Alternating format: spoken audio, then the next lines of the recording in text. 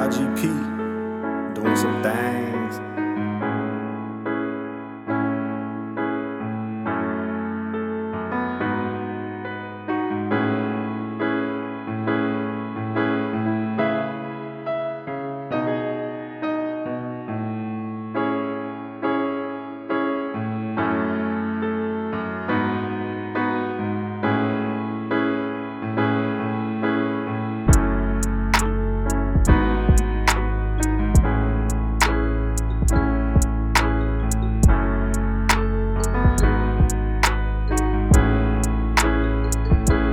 Yo, what's going on, guys? I am back with another military video. It's been a long time since I did my last one. I don't remember the last military video I did. I think it was the aviation versus surface. But today's focus is going to be on my experience as coming in the military as an Undesignated Airman. When I went to MEPS, so if you don't know what MEPS is, it's a process before you actually join the military, or if you do get past that MEPS experience. I remember this person having me sit down and he was explaining to me all the jobs that I qualify for. One of them was Yeoman, the other one was ABH or ABE, all the A's.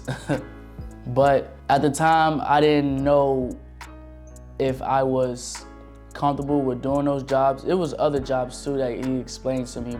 Knowing me, I was smart enough to just be like, you know what, I'm gonna choose that Undez route.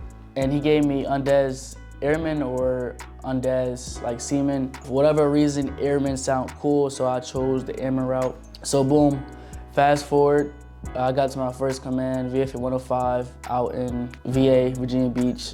And I was attached to a squadron where pretty much there's no ships being involved unless, you know, you're going underway or on deployment. So it's majority you're around aircraft. I'd tell you this, like, being Undez gives you the opportunity to kind of learn the type of rates that are around you, or, you know, when you get to go on deployment, there are other hundreds of rates on the surface side.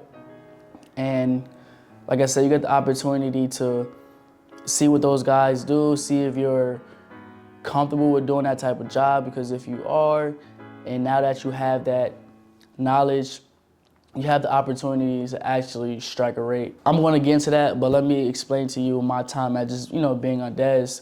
So being with a squadron and you're on Dez, you're gonna be put in a line shack where pretty much there are other people in that shop that are also on Dez, but however, you have guys in that shop that are fully rated. You'll be tasked with just being able to clean the aircraft, launching, recovering. It's super cool. I enjoy my time doing that.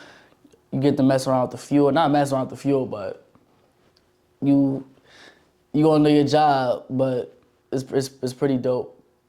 Let me see. It's been a long time since I, you know, been at my last command. And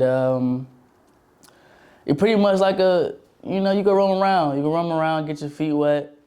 But also you gotta do your job while you know, in your respective division. And you get the opportunity to build a family in there too as well with those guys that are actually rated. I believe that Undez phase is like a two-year billet. I remember I signed a 2-year contract. It's been a long time, so if you guys are out there that's been Undez, drop below in the comments, you know, how long that first contract is. Once you decide what type of rate you want to be, there's a pro, right? So you're gonna go on My Navy assignment, and there are a bunch.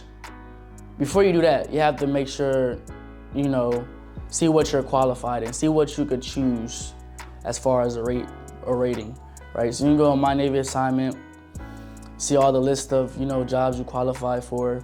And once you put in for those jobs, usually you won't get picked up your first time. Your second time is like a 50-50, but your third time is 100%. Sometimes it go over that 100%. You gotta put in a 1306, which essentially is like a waiver letter. Once you do pick up a rate, you get automatic third class, which is definitely a pro, right? It all depends on your chain of command on when you actually put in your third class, but The main focus is being able to be comfortable at the rate that you want to choose. And I'd say this, you make sure you really do your research, because a lot of people who are on des and they choose a rate that they think is cool, they get to chill and not do too much, and they end up not liking it. Make sure your career is ran smoothly. You will have your ups and you will have your downs, but at the end of the day, make sure that you choose the type of rate that best suits you, maybe for when you get out, or if you're thinking about doing 20 years, you want to make sure that you actually love your rate and you're going to be able to give knowledge, to the next person that eventually comes into the military or, transfer to your command. And also, you can also be an undesignated airman on the surface side as well. Like I said, I didn't go that route. I was with a squadron. But to my best knowledge, being an undesignated airman on the surface side, you're pretty much going to be a ABH, ABE, or ABF.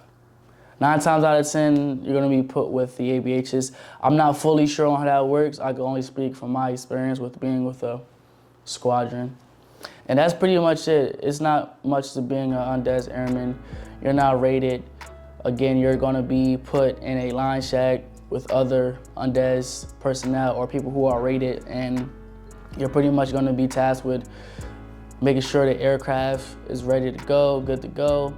Make sure there's fuel in the aircraft, making sure the aircraft is clean on the outside and inside. And then pretty much just getting all that knowledge. And when it's your time to actually choose a rate, then you'll no longer be undesignated, you'll be rated, and you won't feel like a stepchild like I did.